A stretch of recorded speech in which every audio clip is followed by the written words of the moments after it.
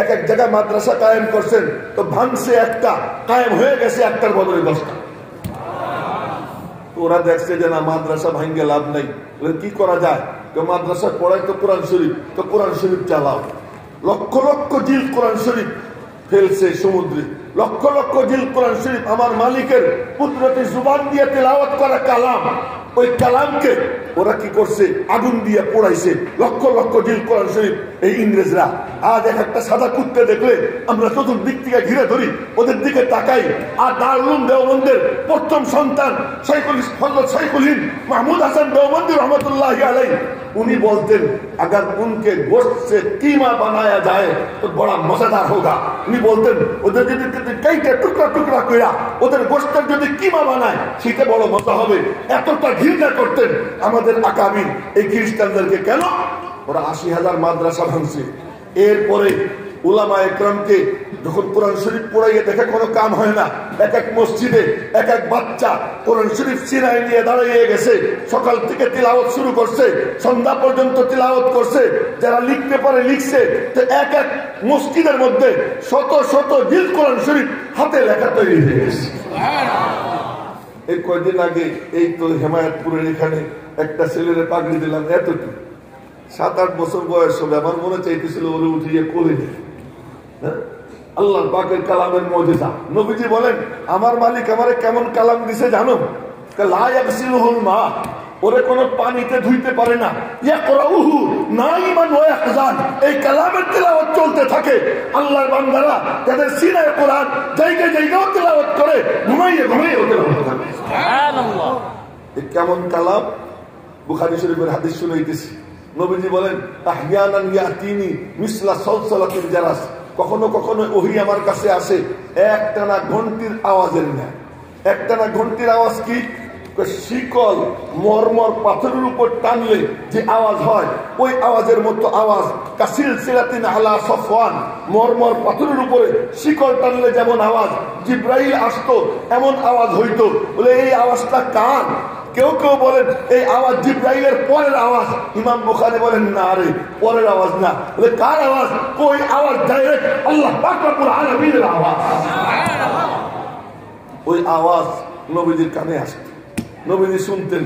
তো এমন করতেন, আমার দিকে দেখেন এমন করতেন, আওয়াজের সাথে ঠোঁট নাড়াইতেন। তো ঠোঁট নাড়াইতেন তো আল্লাহ পাক ডাক দিয়েছেন কি ঠোঁট নাড়াও কেন? ঠোঁট কেন নাড়াও? জিহ্বা কেন নাড়াও? মনে মনে বলেন মালিক তুমি কি বোঝো না? কেন নাড়াই? নাড়াই তো এজন্য যেন তুমি যা বলো আমার সিনায় যেন সংরক্ষণ হয়ে যায়, আমি যেন ভুলে না যাই। আল্লাহ পাক বলেন তোমার ঠোঁট নাড়ানোর দরকার নাই, তোমার সিনা এই কালাম জমা করে দেওয়ার দায়িত্ব আমি নিলাম। আমি যখন তিলাওয়াত করব তুমি চুপচাপ শুনো। ইদা করানাহু ফাত্তাবি কুরআনা, সেই মালিকের তিলাওয়াত করা কালাম নবীজির কলবে নাজিল হয়েছে। নবীজির কলবের থেকে সাহাবীদের কলবে গেছে। আস্তে আস্তে আজ হুফাজে কোরআন এবং উলামা একরাম তাদের সিনার মধ্যে ওই কালাম। তো ওরা মনে করছে যে কোরআন শরীফ পড়াইলেই বোঝে শেষ। বলে কি করবি কোরআন শরীফ পড়াইয়া? কোনো লাভ নাই। তখন তারা করছে কি আলেমদেরকে মারছে। একদিনে যশোর বর্ডারের ওখান থেকে যে একটা রাস্তা গেছে শ্রীলঙ্কা পর্যন্ত, এই রাস্তার দুই পাশে এই ঝাউ গাছ। আপনারা মনে করেন আলেম উলামারা আজ আপনাদের কাছে হাত পাইতে পাইতে কেন নেয়, কি কারণে নেয়? একটু চিন্তা করে দেখেন। উলামা একরামকে ওই সড়ক পথের দুই পাশের ঝাউ গাছে একদিনে 14,000 আলেমের কল্লা ঝুলেছে। তৎকালীন 14,000 কেমন হইতে পারে বর্তমান যুগ হিসেবে চিন্তা করে দেখেন। এরপর জীবন্ত আলেম, জীবন্ত হাফেজকে গরুর চামড়া মহিষের চামড়ার মধ্যে ভইরা চামড়া সিলাই দিছে, তার মধ্যে ছটফট করতে করতে আলেম হাফেজ শহীদ হয়েছে। এমন যখন অবস্থা, আর আলেম খুঁজে পাওয়া যায় না, লাশ কাঁধে নিয়ে ঘুরে বেড়ায়, জানাজার লোক তালাশ করে পাওয়া যায় না। তখন হাজী ইমদাদুল্লাহ মুহাজির মক্কি রহমতুল্লাহ আলাইহি, যিনি খানকায় বৈশা বৈশা আশরাফ আলী থানভীরে বানাইছেন, খানকায় বৈশা বৈশা রশিদ আহমদ গঙ্গুহিরে বানাইছেন, খানকায় বৈশা বৈশা কাসেম নানুতুবিকে বানাইছেন, সেই তিনি ওই খানকার থেকে বের হয়ে বললেন আর খানকায় থাকবো না, মুসলমানদের দিন ইমানের হিফাজত করতে হবে। এক হাতে তসবিহ, এক হাতে তলোয়ার, এই নিয়া ময়দানে নামছেন, জিহাদ করছেন। বাসা বাসা, চিদা চুনিদা, সেরা সেরা আলেম, আল্লাহর ওলিরা তারা মাঠে নামছেন, ময়দানে নামছেন জিহাদ করতে, ওই ময়দান রক্তে লাল হয়ে গেছে, আলেমদের রক্তে লাল হয়েছে। এজন্য এক বুজুর্গ একটা শের কইছে, जिस चमन के लिए खून जिगर हमने दिया है, जिस चमन के लिए खून जिगर हमने दिया है, हर शाम को उन्वान सहर हमने दिया है। आज তোমরা কাঠমোল্লা বলো, আজ তোমরা ফতোয়াবাজ বলো, আজ তোমরা বলো গোড়া, আজ তোমরা বলো সেকেলে, আরে তুমি তো কলেমাই পাইতা না, তুমি তো মুসলমানই হইতে পারতা না, তোমার মধ্যে আর কুত্তের মধ্যে কোনো বেশকম থাকতো না, তোমার মধ্যে শুয়ারের মধ্যে কোনো বেশকম থাকতো না। যদি আমার বুজুর্গরা এই কাম না করতেন, হাজী ইমদাদুল্লাহ মুহাজির মুফতি রহমতুল্লাহি আলাইহি, হযরত কাসেম নানুতুবি রহমতুল্লাহ আলাইহি কপালে গুলি লাগছে, কপালে, এই কপালে মারছে। এই কপালে মারার পর কি তদবির যেন এক মাওলানা করলো, আর কপালে গুলির কোনো চিহ্নই দেখা যায় না। আল্লাহ পাক ভালো করে দিয়েছেন। হযরত কাসেম নানুতুবি রহমতুল্লাহ আলাইহি হযরত কথাবার্তা বন্ধ করতে পারেন। হযরত রশিদ আহমদ গঙ্গুই রহমতুল্লাহ আলাইহি, আপনারা রাগ করেন না, আমি কথার আওয়াজ শুনলে কথা কইতে পারি না। হযরত রশিদ আহমদ গঙ্গুই রহমতুল্লাহ আলাইহি এদেরকে নিয়ে মাঠে নামছেন, আর মাত্র কয়েক মিনিট মাঠে নামছেন। ও যে ময়দানে নামছেন যুদ্ধ করতে, তার মধ্যে এক বুজুর্গ হযরত হাফেজ জামিন শহীদ রহমতুল্লাহ আলাইহি, এমনি এমনি আজকে আমাদের মাথায় টুপি, এমনি এইসব মাদ্রাসা, এমনি এমনি আজ আমরা মাওলা পাকের কালাম এই মিম্বরে বসে বলি, কেমনে বলতে পারতেছি, এর পিছনে অবদান কাদের একটু দেখেন। ওই ময়দানে নামছেন, নামার আগে হাফেজ জামিন শহীদ সকালবেলা নখ কাটছেন, মুখ ছাড়ছেন, কৌর কার্য সম্পাদন করছেন, গোসল করছেন, গোসল টোসল করে পরিপাটি হয়ে নতুন ড্রেস পরছেন, পায়জামা নতুন, পাঞ্জাবি নতুন, এরপরে পাগড়ি নতুন, চোখে সুরমা লাগাইছেন, সাইডে গুইজা রওনা হইছেন। সবাই বলতেছিল ও তার মালিকের সঙ্গে সাক্ষাৎ করতে যায়। ময়দানে নামছেন, জিহাদের ময়দান, পুরো ময়দান রক্তে লাল, বাসা বাসা আলেমদের রক্তে। ওই ময়দানের রক্ত মওলার কাছে এত কবুল হয়, আল্লাহ পাক বলেন আমার দ্বীন সবচেয়ে মাহবুব, সবচেয়ে পবিত্র কালাম, এই পবিত্র কালামের জন্য আমি পবিত্র রক্ত চাই। নবীজির মুখ দিয়ে রক্ত ঝরে, উহুদের ময়দানে নবীজির রক্ত ঝরছে। আমার দিকে দেখেন, নবীজি মুখে এরকম হাত দিয়েছেন, হাত দিয়ে দুই হাত চোখের সামনে আনছেন, দেখেন হাত দুই খেল লাল। এবার নবীজির মুখ দিয়ে বের হয়ে যায়, কাইফা ইউফলিহু কওমুন দাম্মা ওয়াজহা নাবিয়িল্লাহ, কেমন করে সফল হবে সেই জাতি যারা তাদের নবীর চেহারা রক্তাক্ত করে। মালিক ডাক দিচ্ছেন, দোস্ত তুমি রাগ করছো, তোমার মুখ দিয়ে আমি রক্ত ঝরাইছি, তোমাকে আমি ক্ষত বিক্ষত করছি, তুমি কি রাগ হইলা? রাগ হইও না। লাইসা লাকা মিনাল আমরি শাইই, মাহবুব তুমি বদদুয়া দিও না। পবিত্র দিন চিন্তা করার জন্য আমি মাওলা তোমার সবচেয়ে পবিত্র রক্ত আমি নিয়ে নিলাম। রব্বুল আলামিন বলেন তোমার রক্ত নিলাম। আবু বকর সিদ্দিককে মারতে মারতে বেহুশ করে ফেলায়। আল্লাহ পাক বলেন উম্মতের শ্রেষ্ঠ ব্যক্তি তোর রক্ত ঝরাইলাম। ওমর ফারুক রাদিয়াল্লাহু তাআলা আনহু ফজরের নামাজের ইমামত করতেছেন, খঞ্জর মারে ওনাকে শহীদ করে আল্লাহ কয় ওমর তোর রক্ত নিলাম। উসমান গনি কোরআনে কারীম তিলাওয়াত করতেছেন, পিছন থেকে খঞ্জর মারে, বুক দিয়ে বের হয়, পিনকি দিয়ে রক্ত কোরআন শরীফের উপর পড়ে। উনি কোরআন শরীফের উপর পড়ে গেছেন, কোরআন শরীফ উনাকে জড়াই ধরছে, উনিও কোরআন শরীফকে জড়াই ধরছেন। রব্বুল আলামিন বলেন উসমান তোর পবিত্র রক্ত নিলাম। আহমদ ইবনে হাম্বল তোর পবিত্র রক্ত নিলাম। এই পবিত্র কালামকে চিন্তা করার জন্য আমি মাওলা পবিত্র রক্ত যুগে যুগে নিব। আল্লাহ পাক ওই রক্ত নিলেন। হাফেজ জামিন শহীদ রহমতুল্লাহি আলাইহি ওই ময়দানে শহীদ হয়েছেন। ওই ময়দানে আরো বড় বড় আলেম ওলামা শহীদ হয়েছেন। মজার ব্যাপার হলো যে ওই ময়দানের রক্ত মালিকের কাছে এত পছন্দ হয়েছে। আমার দিকে দেখেন, এক বুজুর্গ তার নাম মাওলানা মাজহার নানুতুবি রহমতুল্লাহ আলাইহি, সাহারানপুর মাদ্রাসায় হাদিস পড়াইতেন, মাজাহিরে উলুম মাদ্রাসায়। তো উনি এমন করতেন, আমার দেখে না দেখেন তো বুঝবেন না, এমন করতেন জিব্বা উল্টেই এই জায়গা চাটতেন। এই কামও কেউ করে না, জিব্বা উল্টেই এখানে চাটতেন। চাটতে চাটতে এই জায়গা সাদা হয়ে গেছে, এখানে আর কোনো মোষ নেই। ছাত্ররা একদিন ধরছে, হুজুর আপনি জিব্বা উল্টে মোষ চাটেন কেন? ঘুমাই হয়েছেন ঘুমের মধ্যেও, নামাজে দাঁড়াইছেন নামাজের মধ্যেও এমন করে চাটেন কেন? শোন, সামিলের যুদ্ধে যখন যুদ্ধ করতেছিলাম আহত হয়ে পড়েছিলাম, তা আমি দেখতেছিলাম যারা আহত হয়ে ছটফট করতেছে, পানি পানি বলতেছে, তো জান্নাতের হুররা যারা শহীদ হবে তাদেরকে পানি পান করে গেছে, আমি চেয়ে চেয়ে দেখছি। তো ওদের মধ্যে একজন মনে করছে আমিও শহীদ হয়ে যাব, আমি আহত হয়ে পড়ে আছি, তো আমারে পান করাইতে গেছে। দল নেত্রীর কাছে লিস্ট, দল নেত্রী ওর হাত ধরে টান দিছে, ওরে খাওয়াইস না, ও তো শহীদ হবে না। তো তখন মগের থেকে সিটা এক ফোঁটা আমার এখানে পড়ছে, ওর স্বাদ আমি আজও পর্যন্ত পেয়ে দিয়েছি। এই মৌলানা মাযহার নানুদ্দিন রহমাতুল্লাহ আলাইহি ওই ময়দানে ছিলেন। এই ময়দানের রক্ত মালিকের কাছে এত কবুল হয় যে যুদ্ধের শেষে ওনারা দেখেন আর তো আলেম ওলামা নাই, হাতে গোনা কয়েকজন আছেন, হাজী ইমদাদুল্লাহ মুহাজির মক্কি, হযরত রশিদ আহমদ গঙ্গুহি, হযরত কাসিম নানুতুবি, হাজী আবেদ হুসাইন, হাতে গোনা কয়েকজন। ওনারা দেখলেন আমরা যদি এই কয়েকজন তরবারি নিয়ে নামি আমাদেরকেও মাইরে ফেলবে, তো মুসলমানদের দ্বীন ইমানের হিফাজতের জন্য কি ব্যবস্থা নেওয়া যায়। গভীর রাত্রে তাহাজ্জুদের সময় সিজদায় পড়ছেন, মালিক তুমি রাস্তা দেখাইয়া দাও। গভীর রাত্রে সিজদায় পড়ছেন। বলতে গেলে তো অনেক লম্বা, ওইদিকে যাবো না, ওইদিকে যাবো না, আর আমিও তো পারি না, কিন্তু কথা তো আইসে গেছে, এখন কি করি।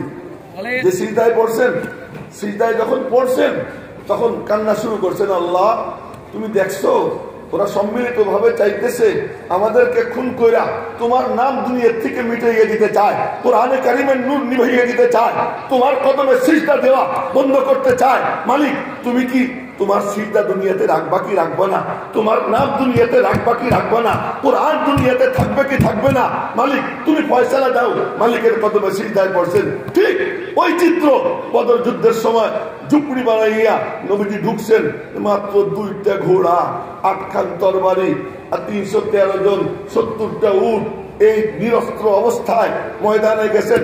নবীজি বললেন আগে মালিকের সাথে গল্প করে আসি, তাছাড়া যুদ্ধ করা যাবে না। চুপড়ির মধ্যে ঢুকছেন, বসে বসে দোয়া করতেছেন। সিনার নিচে হাত রেখে দোয়া করা সুন্নত, অনেকে কিন্তু হাত এরকম উঠেই দোয়া করে, কিন্তু দোয়ার নিয়ম হলো সিনার নিচে হাত রাখা।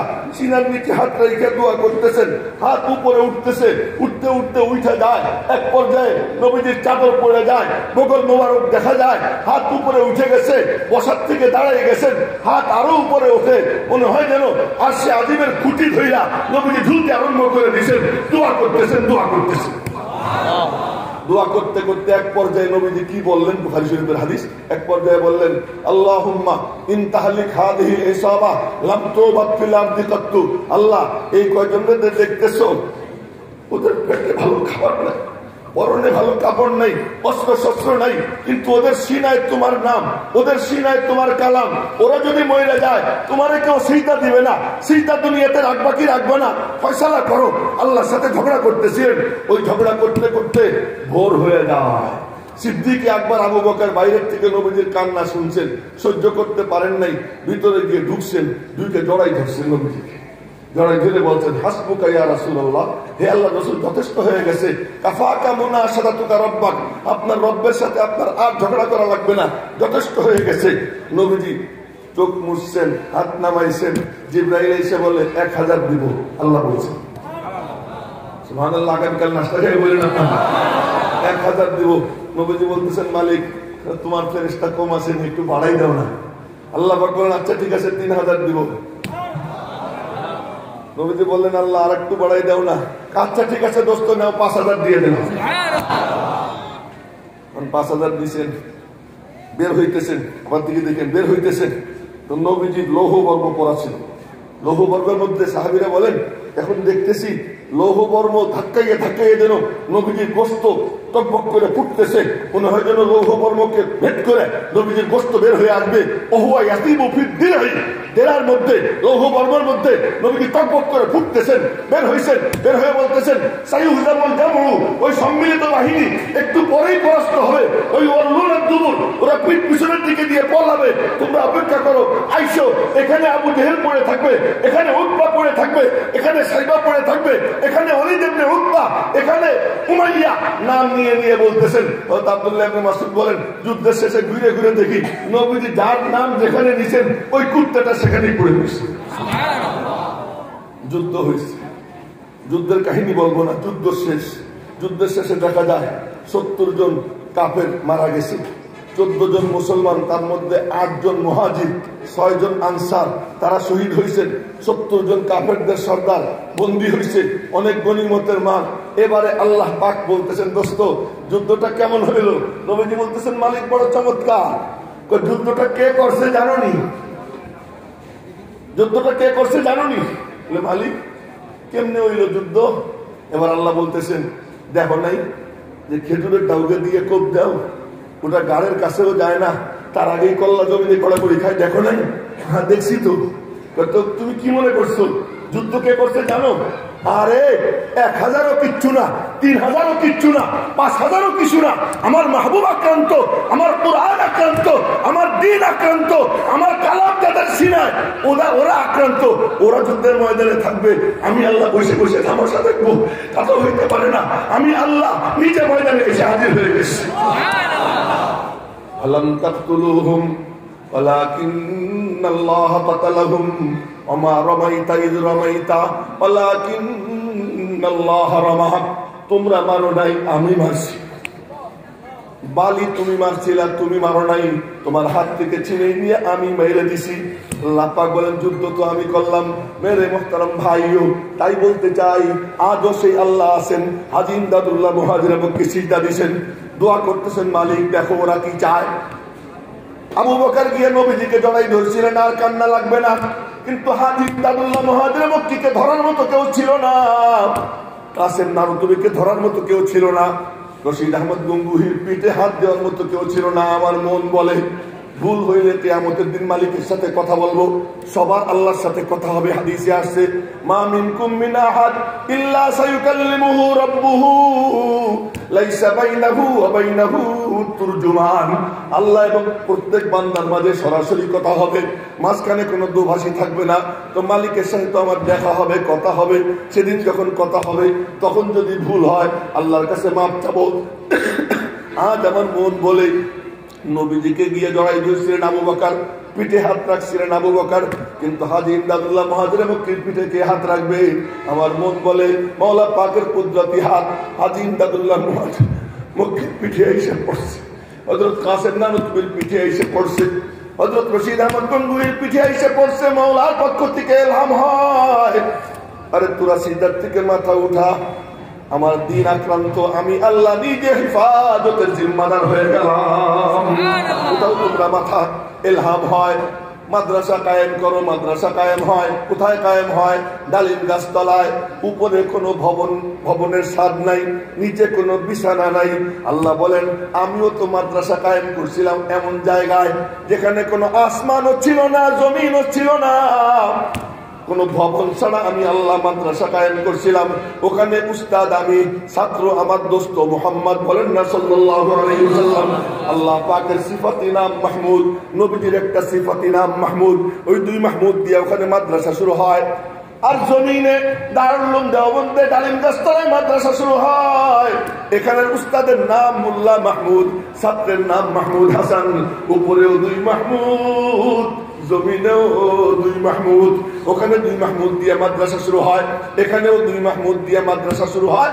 আর ওখান থেকে আল্লাহ পাক আলো এমন ছড়াইছেন, আর সারা দুনিয়ার এমন কোন শহর নেই যেই শহরে আল্লাহ পাকের কালামের নূর নেই। আল্লাহ তাআলা ওই নূর চমকাইয়ে দিয়েছেন, ছড়াইয়ে দিয়েছেন। ওই দারুল উলুম দেওবন্দেরই একটা শাখা এই মাদ্রাসা, যে মাদ্রাসায় ওই নূরের হেফাজত হয়। এখান থেকে কত শত আলেম হাফেজ এই নূর সিনাই নিয়ে বের হইতেছে। আমি বলতে চাই যে ওই দিন যেমন ওই বুজুর্গরা ময়দানে নামছেন অস্ত্র হাতে নিয়ে, আল্লাহর কালাম যখন আক্রান্ত হয়, কোন আলেম যদি আক্রান্ত হয়ে যায়, কোন আলেম ঘরে বসে থাকতে পারবে না, কোন হাফেজ ওই মাদ্রাসার ভিতরে বসে থাকতে পারবে না, কোন পীর তার খানকায় থাকতে পারবে না। যার সিনায় মাওলা পাকের জন্য মহব্বত আছে, সে ঘরে বসে থাকতে পারবে না। আর সব মানতে পারি, কিন্তু আল্লাহর কালামের উপরে কোন হামলা কেউ কোন মুমিন বরদাস্ত করতে পারে না।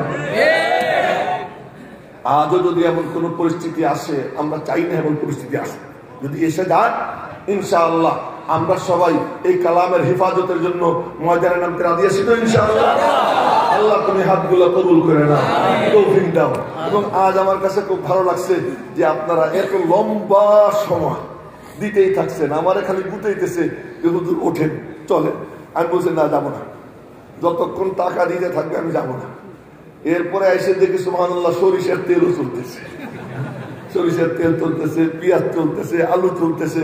আমি বললাম আব্দুল রাজ্জাক তুমি তো কিছুই বাদ দিতেছো না, সবই নিয়ে নিতেছো। আলহামদুলিল্লাহ, এই যে তাও একজন ডিম দিল না, ডিমও দিল। এই যে অবস্থা, এই উম্মতের এই মানসিকতা যতদিন আছে, এই কোরআনকে কেমনে ওরা নিভাবে, এই নূরকে কেমনে নিভাবে? ইনশাআল্লাহ এ দাও দাও করে জ্বলতেই থাকবে, জ্বলতেই থাকবে। এবং আজও এই খ্রিস্টানদের মূল শত্রু এই মাদ্রাসা। ঢাল নাই, তলোয়ার নাই, অস্ত্র শস্ত্র কিচ্ছু নাই, তবুও বলে মাদ্রাসার হুজুররা কি করে ফেলাইলো। আসল ঘটনা কি জানেন? এই কোরআন যাদের কাছে থাকে তারা এত শক্তিশালী, এত শক্তিশালী। হযরত রশিদ আহমদ গঙ্গুহির নামে অস্ত্র আইনে মামলা হয়েছে। তো ওনার নামে নালিশ গেছে যে ওনার কাছে অস্ত্রের কারখানা আছে। তো আদালতে গেছেন, তো বলতেছে বিচারপতি আপনার বলে অস্ত্রের কারখানা আছে? উনি বলেন আলহামদুলিল্লাহ আছে। উকিল বলে হুজুর আপনি কি বলেন? যে কি বলেন? তুই চুপ কর, তোর ওকালতি লাগবে না। আমি বলতেছি হ্যাঁ অস্ত্রের কারখানা আছে। তাহলে ফোর্স পাঠাবো দেখতে, কোথায় আছে? ফোর্স পাঠানোর দরকার নাই, তো আমার সাথেই আছে। কোথায় অস্ত্রের কারখানা? তসবিহ বের করছে, তসবিহ বের করে আঙুলে ঝুলেছে, ঝুলে বললেন এই যে আমার অস্ত্রের কারখানা। এইটা কেমন অস্ত্রের কারখানা? আমার নিজের অস্ত্র বানানো লাগে না, যখন দরকার পড়ে মালিককে ডাক দিব, তার কাছ থেকে অস্ত্রের খাজানা চলে আসবে। এই যে মালিকের সাথে সম্পর্ক পয়দা হয়, জন্য মাদ্রাসাগুলো কি কাম করে? আর কিচ্ছু করে না। মাদ্রাসার প্রতিষ্ঠাতা আল্লাহ, হেড অফিস আরশে মুআল্লা, এর প্রধান শিক্ষক মুহাম্মদুর রাসূলুল্লাহ সাল্লাল্লাহু আলাইহি ওয়াসাল্লাম যদি আব্দুর রাজ্জাক দাওয়াত দেয়, এই আলোচনা আগামী বছরের জন্য জমা থাকলো।